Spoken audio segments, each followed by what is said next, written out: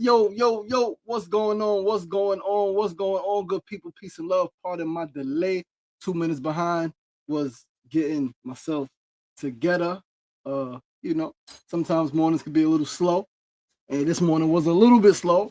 But we are here, we are here, we are here. What's going on? What's going on?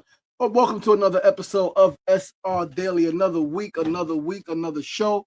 We are still here. Hold on, let me move this thing back a little bit, get a little bit more room here. We are back again with another episode of SR Daily. Back again with another week, 104 weeks, I think. 104, 105 weeks. I don't even know no more, man. It's just a lot of weeks. A lot of weeks, 104 weeks on the air, man. 514 episodes, 514th episode. And I'm your boy, your host, LaShawn Sugar Ray Marston. SR Daily is where personality meets enlightenment. We're here Mondays through Fridays, 9 a.m. to 9:30 a.m. Facebook Live, YouTube Live, and of course, Instagram Live. And it's live and we lit, and it was an eventful weekend.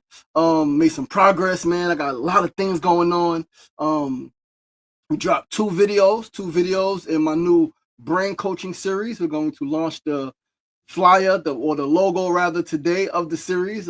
Super excited to be creating content specifically around brain coaching, man, and the things I learned, not just in Brain Academy, but throughout my life, right? If you know me, you know that since a youth, I've been into psychology and I've been into philosophy, and I strive to first understand my own brain and then the brains of those around me, my mom and my siblings and people in my neighborhood, people in my family. And I guess that was just really cemented in my Brain Academy course, right, in which I became a certified brain coach. And kind of brought it all together in a very science-based, science-backed way, right, where I was able to just some of the science terms that I already knew, or some of the processes that I knew, I was able to like bring it all together in a way that makes a lot of sense, in a way that is practical, in a way that everyday people can, use for themselves, and not only use but also like learn quickly and teach their children, their parents, their siblings. Oh, this is why this is happening. The way, when you respond like this, that's because this is going on in your brain, right? Super important, super essential, and I'm really excited. And so Friday we did the "What Does a Brain Coach Actually Do" video, and then yesterday, last night, we published the 7 Pillars to a Healthy Brain video. Right, 7 Pillars to a Healthy Brain. That video was dope, and that sparked something else. And yeah, man, I'm excited. I'm really excited to be on this journey. I didn't go to bed till close to 3 a.m., but I woke up ready, bubbly, ready for meditation at 5:30, 6 a.m., 5:45, and then 6 a.m. In Brooklyn. And I'm home, and I'm excited. And I'm excited to, after the show, get my workout in. And got some stuff we're doing today. I just really love, through all of the obstacles, how my life is shaping up, like how I'm directing my life, right? I am pursuing the things that I want to pursue. Tonight, I'll be in Harlem, and I'll be reading, right? Going to this playwright studio, right? Where playwrights, people who write scripts, who write plays, right? They'll have some scripts, and they'll be casting on the spot actors to do a reading of their work, right, of 10 to 12 pages of their work. So I'll be up there this evening, claiming that I'll be casted, right, and I'll be reading. I'll be doing a reading. And if you know me, you know I love acting, I love drama, I love theater, I love film, I love comedy, I love all aspects of film, all genres, all different types of roles. I love to play. I play dramatic roles, play a little bit of comedy roles. And yeah, so like this is the life that I'm cultivating, the life that I'm creating. And yeah. So we're gonna get into the show. Once again, family, I am your boy, your host, LaShawn Sugar Ray Marston. You are tuned into SR Daily, episode 514 episodes, 104 weeks on the air. We're here Mondays through Fridays, live, Facebook Live, YouTube Live, and Instagram Live. SR Daily is where personality meets enlightenment. Mona Love, happy Mindful Miraculous Monday. Sefu Sankofa, SR Daily, my favorite morning show. Peace and love, good brother. Peace and love, great brother. Good to see you here. Eddie Kruger, what's going on, brother? Peace and love. Top of the morning. QB Community Builders, what's going on? Auntie Peter for New York 2020. What's going on, Peter? Peace and love. 2022 0582. What's going on? Thanks for tuning in. We'll get the show started. We're gonna start with our first segment of the day. Today's first segment is a quote of the day. It is one of the things that I've been saying to myself for a very long time that I saw. I was watching a Bob Proctor video last week, and I can't remember the guy's name, but he quoted it, right? And it just, I had to share it today with you guys. You never change things by opposing them. You change things by building an alternative so good that what you want to change becomes obsolete. Let's read that one more time. You never change things by opposing them. You change things by building an alternative so good that what you want to change becomes obsolete. Now this is very specifically related to systems, right? Very specifically related to systems. It can relate to just, general aspects of life as well, but systems. And the hit, right? Because again, I've held this mindset for a very long time. And whenever, years ago, really, when I would use this, I would use the education system as an example for folks, right? I would say, if the current education system, and I say now, right, if the current education system isn't serving you, and you think or feel that it was designed that way, is it more effective to protest, fight, and yell for people in charge to change the educational system to something more suitable for you, or to simply build a system that reflects your values and interests and then tell folks about it? Which one is better, right? When we talk about the education system, let's think. If the current education system is not serving you and you think and or feel that it was designed that way, right? You know that it was designed that way, however you want to slice it. Let's not be too technical. Is it more effective to protest, to fight, and to yell for the people in charge to change the education system? Black folks will say they need more Black history, they need more of this, they need to stop, da-da-da-da-da. Right? Religious people say they took God out the school, they need to da-da-da-da. Is it more effective to protest, to fight, and to yell for the people in charge who may not have your best interest at heart to change the education system to something more suitable for you, or to simply build a system, an alternative system that reflects your values and interests and tell folks about it? Which one is better? Which one is more beneficial? Which one is more likely to happen? I personally don't think you are likely going to change the minds of people who are in charge of the education system when it's been working a certain way for a very long time. I don't think so. So, and again, I think it was Malcolm X who said, only an enemy will send his children only a fool will send his children to the enemy to be educated. Only a fool will send his children to the enemy to be educated. If, as Black and brown folks, we know that the United States government and all factions are not for the benefit of us and the general public, why do we think the education system is any different? Why? Why do we send our children to the education system? Now, I understand why, right? Is you feel like that's the only option. Homeschooling is tough, right? You may not have the resources, not even money, but just the knowledge to homeschool. You don't know where to look. Life is too fast, right? You don't know how to build a school. You're like, I can't build a school. All the different reasons, right? I get it. However, they are still excuses. If the education system is not benefiting you, stop sending your children there. If it's not benefiting you, your children, your people, stop sending them there, and build a system that benefits you. Build a system, an alternative system that is more suitable to your liking. Right? So that's what I choose. I always choose the latter. Right? I'm not going to protest the education system and say how I will say how trash it is, but I'm not going to spend my whole days complaining about that and protesting and saying what they need to change and what they need to implement. Right now, yes, there are times when I have protested the closing of a school, right? I said the school needs to stay open. I have done those things, and there's times when I still may do those things, right? But it's not something that I'm going to. Some people, or I'm not going to.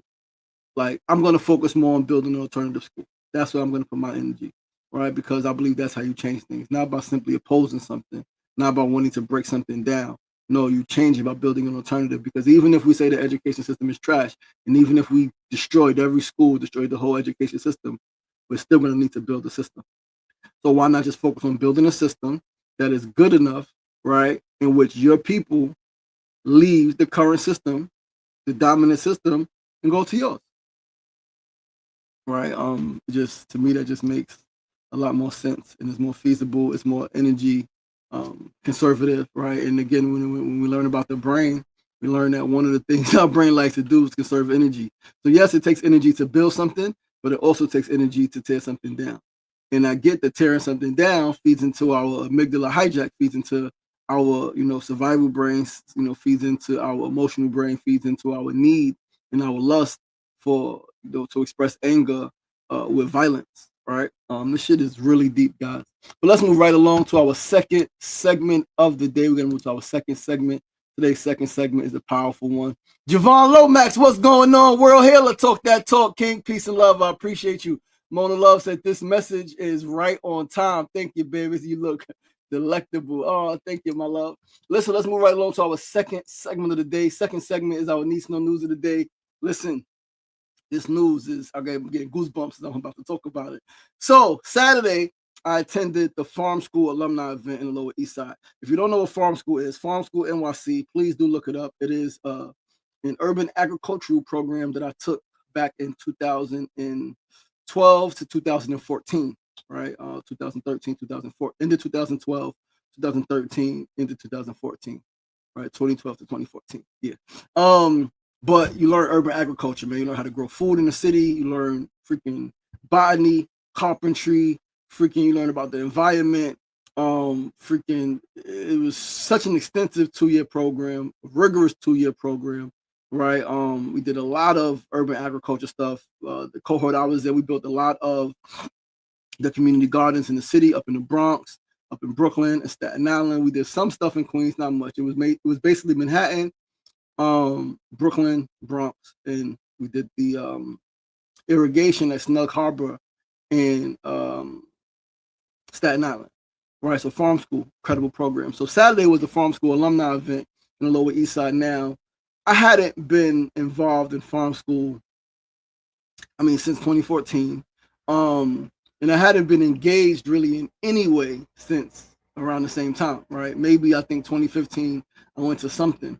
Now, mind you, I still stayed in contact with one of my food justice instructors, well, two of my food justice instructors, Farmer Jan and Kolo. Farmer Jan has Hattie Carthen Urban Farm in Brooklyn, Bed-Stuy. She has 2 farms. I don't know if it's still up and operating, but one urban farm, and then she had the apothecary like a few blocks away around the corner, right? But anyway, Saturday was absolutely beautiful. Nobody I knew in Farm School was there. All right. My dear sister Rose, she was also in Farm School. She came later, right? I believe she said 2018 she was in Farm School. So, she was there. I know her, I just met her, right? So, but nobody I knew from Farm School attended. But it was great because I met new friends, right? Dear brother of mine, Ether, facilitated a sound bath. Ether got connected to Farm School through Rose. Ether met Rose at the 500th episode of SRDaily, right? Just a few weeks ago, right? I just love how the connections work. Ether comes to the show. Ether gets interviewed. He wasn't supposed to be interviewed, but clearly all is divine. The brother who was supposed to be interviewed, car ended up breaking down on his way from Mount Vernon, driving to the show with his daughter in the car, right? Dear brother of mine. Again, it's just amazing how just like the universe is just always working. And so he couldn't make it. So Ether was there, and I was like, we need another person to be interviewed. Ether threw his hand up. I said, you're gonna be interviewed. Come on up. He came up, and we talked about sound healing. We talked about his work as a sound practitioner, how he came to the practice and all of that stuff. So he did a phenomenal sound bath. And our experience for the first time, auricular acupuncture. Air acupuncture for the first time. Anthony Knowles, rise and shine, King. Peace and love, brother. Auricular acupuncture. Absolutely phenomenal. The practitioner, Kyla, shared some very, very, very beautiful and powerful knowledge on the history of auricular acupuncture, which I didn't know, right? I did not know, but pretty much started in the South Bronx. Pioneered by the late, great Black Panther and former political prisoner, Dr. Mutulu Shakur. Auricular acupuncture was used as a means to help Black and brown folks beat addiction. Absolutely freaking powerful. I learned about a documentary called Dope is Death. I had never heard about it. I've heard about it. And so this is how incredible the world is. And this is how incredibly connected people are. And so, research, I looked it up. not the documentary, but just Mutulu Shakur and that work. And I screenshot it and I sent to brother Sefu Sankofa, right? Who's the chair of the Northeast Political Prisoner Coalition, who does a podcast on Wednesdays called NEPPC, Northeast Political Prisoner Coalition, on YouTube, right? Live. And screenshot of him, asked him if he knew about it. He said, yeah. He said he had the auricular acupuncture done one time. We're talking. He asked me about the Dope is Death documentary. I said, no, I never heard about it. I would love to watch it. It's on YouTube. He's like, it may be. I had Mutulu Shakur's son on the podcast. He said we should show it. I'm like, let's do it. Like, we got access to the community center in Queensbridge. And then before you know it, next day he sends me brother Mutulu Shakur's son's phone number. It's like, talk to him, text him. He said we could show the documentary. Da da da da da. And so that's a communication I'll be making today. I'm looking forward to setting that up, sometime in the near future, right? Just powerful. But let's read a little bit about this incredibly important work. Incredibly important work, right? Incredibly important work. Give me 1 second. Let's I wanted to there was one article specifically I have found and I did not save it, right? Let's see if this article is sufficient.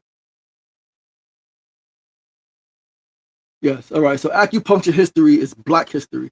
Dr. Mutulu Shakur, the Black Panthers, and NADA, acupuncture for detox and trauma support. Increasingly, acupuncture is receiving mainstream consideration in the United States as an effective alternative to opioid painkillers after a steep rise in death due to synthetic opioid, particularly fentanyl overdoses in the past decade. But some 50 years ago, the Black Panthers and their Puerto Rican counterparts, the Young Lords, were already using acupuncture to help drug users get off heroin as a part of a radical grassroots community health movement. I got freaking goosebumps, yo. Like, I want to cry because, like, our history is so fucking powerful. In the 1970s, when the very first acupuncturists were being formally licensed in the United States, heroin was taking a devastating toll on Black and Puerto Rican communities in New York City. Dr. Mutulu Shakur, stepfather of the late Tupac Shakur, a doctor of acupuncture and political activist who worked closely with the Black Panthers, used acupuncture to help thousands of drug users detox at the Lincoln Detox People's Program in the South Bronx. This story of acupuncture's radical roots in the United States and the role of Black and brown political revolutionaries and community activists and allies is shared in the 2020 documentary film Dope is Death. See it if you can, as well as in the corresponding 4-part podcast, which you can stream at dopeisdeath.com. There is no way to do the story justice in a few paragraphs here. I can't recommend strongly enough that you give this podcast a listen to hear the voices, including that of Dr. Shakur himself, of those who were there as Lincoln Detox was providing its visionary public health work. An important follow-up to what you heard in Dope is Death documentary and podcast. In prison for decades after being targeted by COINTELPRO, Dr. Shakur, who was diagnosed with bone marrow cancer in 2019, was released on parole on December 16, 2022. Sadly, he passed away from the disease just 8 months later on June 7, 2023. Man, powerful, powerful, powerful, powerful. NADA stands for the National Acupuncture Detoxification Association. Man, and it remains a mainstay of modern acupuncture care, one that I use on a weekly basis. Not me. That's this article. Right, this article is Griffina Q. GRIFFINACU.com. It's a blog. But yo, that's so powerful. Like, I did not know that. I knew he was involved in health. I knew he was involved in health in the Bronx. I did not know specifically it was auricular acupuncture. Yeah, that's phenomenal. And as you know, I'm in Queensbridge, most of my work, and there are a lot of people on drugs, addicted to drugs, right?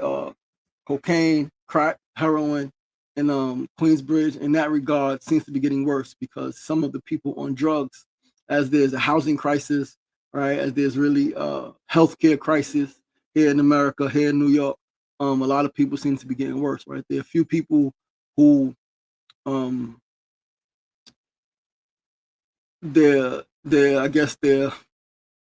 seem to be in worse conditions than I have ever seen people addicted to drugs, right? Like consistently, right? What I'm seeing and the amount of people I'm seeing have, these traits, right? The way they're dressing, the way they're walking. And mind you, I was in the streets, right? From age 12 to 23, right? 11 years hustling in Queensbridge. I contributed to the problem, and I'm just seeing it exacerbated as things move on and as just everything becomes increasingly tougher for the most part in terms of housing, in terms of just inflation to buy things and to care for yourself becomes more difficult as people become more self-centered, really less caring. Again, I think all is divine, and so I know that this I came into this. I'm coming into this knowledge, into this information at the right time, as I am figuring out, right? As I am not just figuring out, but creating my own method, specifically around brain science, right? Neuroscience, right? Neuroscience and soul work, right? Blending neuroscience with soul and spirit work, emotional alchemy, and things like that. So yeah, this is divine. I'm extremely excited to learn more, to connect with Dr. Mutulu Shakur's son. Thanks to the brother Sefu Sankofa for that connection, and figure out when we will screen Dope is Death in Queensbridge and have a panel discussion and have some auricular acupuncture, right? Invite the sister Kyla, to do her thing and to help us, right? To be a panelist. So yeah, I'm really excited, man. Really excited. Again, look that up. Look up Dope is Death. See it if you can, right? Once we have the dates and the info when we'll screen it in Queensbridge, I will let you all know. And yeah, let's move right along to our third segment of the day. Today's third segment is our tip of the day, of course. Today's tip is to learn how your brain works, right? Literally, like, learn how your brain works. Your brain, as powerful and amazing as it is, it was not designed to necessarily be your friend. It was designed for your survival. The more I'm learning about my brain, the more I'm just like, I'm fascinated, right? Like, I'm recognizing certain patterns, certain habits. I'm able to break certain, quote unquote, natural responses, system one thinking, automatic, autopilot responses. So yeah, your brain was designed for your survival, not to be your friend. That's it. And yes, you have evolved, and yes, your brain has evolved, but your brain's evolution hasn't evolved as fast as the world you live in, right? Your brain's evolution has not evolved as fast as the world you live in. And so, yes, you do have a prefrontal cortex that allows you to rationalize and think logically, but your amygdala also hijacks you often, causing you to view situations through the lens of perceived threats, always focused on surviving. That is what your brain is geared to do. It is geared to help you survive. It was not originally created and developed, right? Not so much created, but it wasn't originally developed. It did not develop for the sake of attachment or for the sake of logic and thinking. Humans, we had to survive at one point. He's thinking, well, it was no think about what career you want to choose. There was no thinking about where do you want to move. Like, it was like, nah, we here until we can't be here no more, and then we're going over there because the climate is changing too much. We don't really understand this shit, and there's threats, right? So like, now we moving, and so we still live like that, right? This is why so many people you may know, you may be, I have been always on defense, right? Always thinking somebody's out to hurt you. The brain did not develop to navigate thousands of friendships, thousands of relationships, right? There were small groups back then, 150, 200 people max. They say your brain memorizes 200 names and faces, right? Like, at max. Now you add thousands, thousands and thousands, and then so many others. Overload, literally brain overload. So learning these techniques, right, or learning this, understanding your brain, and then learning techniques on how to strengthen your brain's neuroplasticity, right? Because your brain can adapt. Your brain does adapt. Neurogenesis is always new neurons being born, right? So learning how to strengthen your brain's neuroplasticity can have tremendous benefits on your whole life. Right, so please learn how your brain works, right? Again, I'm giving some gonna give some free stuff on YouTube. I'm gonna give some free articles on the website. Again, there's already 2 videos on my YouTube under the brain coaching tab on Queensbridge Studios. One is just a general overview of what a brain coach does. The second one, yesterday, goes a little more into detail. We start getting to the coaching. 7 pillars of a healthy brain. All right, but let's move right along to our fourth and final segment of the day. Today's fourth segment is, as always, our build of the day. Chevelle, what's going on? What's going on? Peace and love. Thanks for tuning in.